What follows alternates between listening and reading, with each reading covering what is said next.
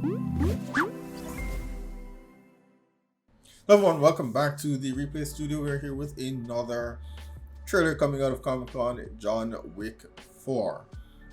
Of course, this franchise needs no introduction. I was a bit late to the John Wick franchise. I only watched all the current films when I believe part 2 or part 3 came out.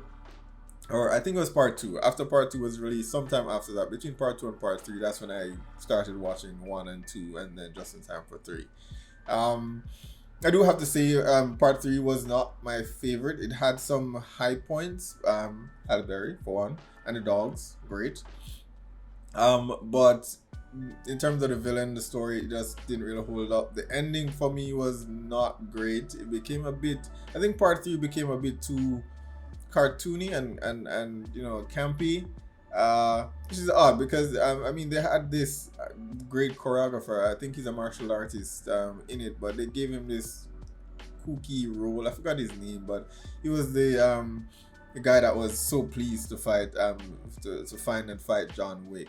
And I know he plays that caricature character in a lot of overtop in a lot of films like that. I'm not sure why they chose that for John Wick's world.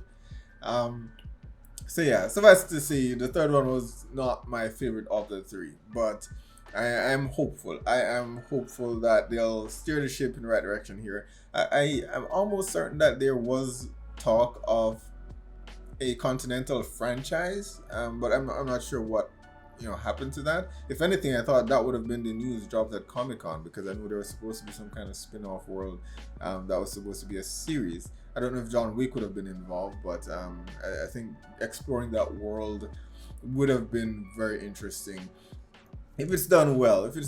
I'm not a huge fan of spin-offs because they can often go so horribly wrong.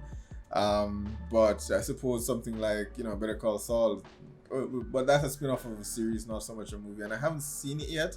I have some catching up to do, but I know it's currently ending.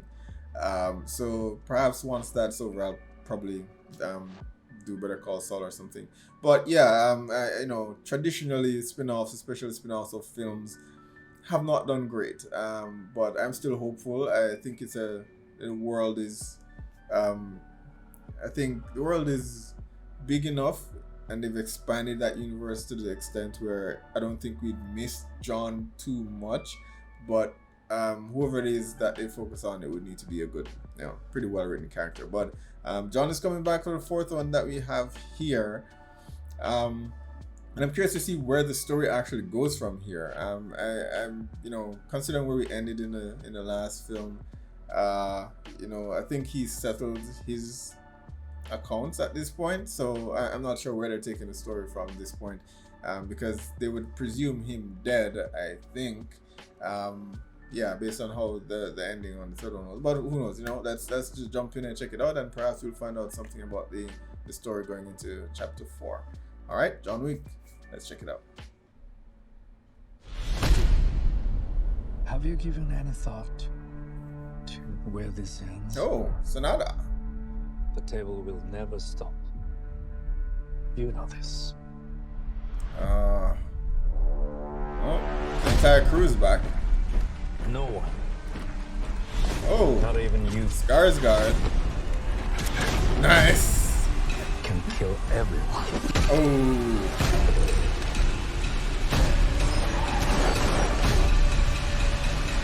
Donnie.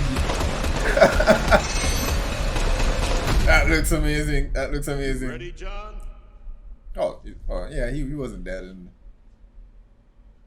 Yeah. Dogs are back. Skarsgård is a perfect fit for this.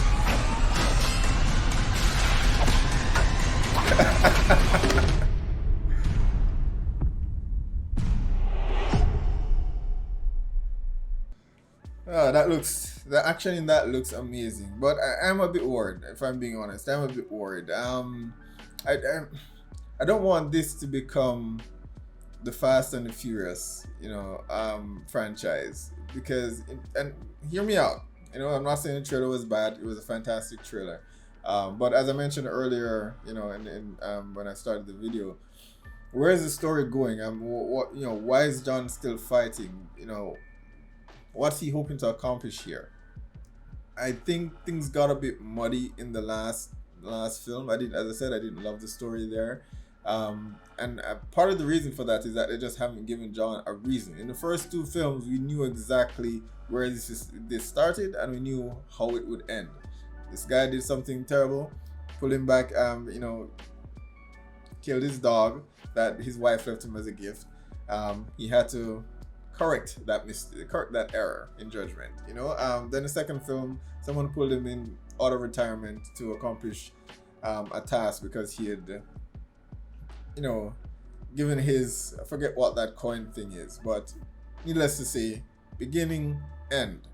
The third movie now was supposed to be some repercussions of his actions in the second, but then towards the end, I don't know, this crew that was sent to set things right was told that John fell off a building at the end, and that was her agenda. I forgot what her title was, but she didn't even bother to check whether he was dead or not. All of it, the latter half of that movie just fell hard for me. So they need to, I think, go back to the roots of keeping things a bit simple and personal for John. I don't mind them going in this direction, but if they're going in this direction, then it needs to be done well. What it feels like they're doing between the last film and this one is that they're going to these different locations, again, Fast and Furious style. Oh, there's this thing happening in this country and we need to go there, and so we have cool choreography and fights that align with that specific culture. And it's great to see that on display, don't get me wrong. I don't know if we are going to Japan here, but or we're going to Asia here, but that seems to be the case. But in Fast and Furious fashion, it's like, okay, the action and all that is cool, but where is this story going? What's the overarching story here? I don't just want to see, as cool as it is, I don't just want to see John hopping from continent to continent, doing cool fights when I'm not really attached. I'm not emotionally invested in why he's fighting. In the first film, I was emotionally attached. Second film, less so than the first, but I understood why he got to that point, and that was based on his decisions in the first film. So they're kind of moving away from that, and I just hope it doesn't become a Fast and Furious thing where we get to the 8th and the 9th film and we don't even know why they're fighting anymore. Fast and Furious stopped being about streetcar racing and became about family. And family just became so convoluted that it just stopped making sense. And the story, and at the end of the day, that franchise lost its, it lost what made it in the essence that made it what it was in the first place. And I don't want to see that happen here with the John Wick franchise as well. I'm wary of any movie that goes for too many sequels, and that's the equivalent of a television series that does the same thing, that runs for 6, 7, 8, 9, 10 seasons. There are gonna be a few bad stuff in between, and you'll never live up to what you accomplished in the very first 1 or 2 seasons. And the same thing I feel is happening here. I don't want that to be the case, but hoping to be proven wrong. I hope I am. But they have some exceedingly great talents added to this to this one.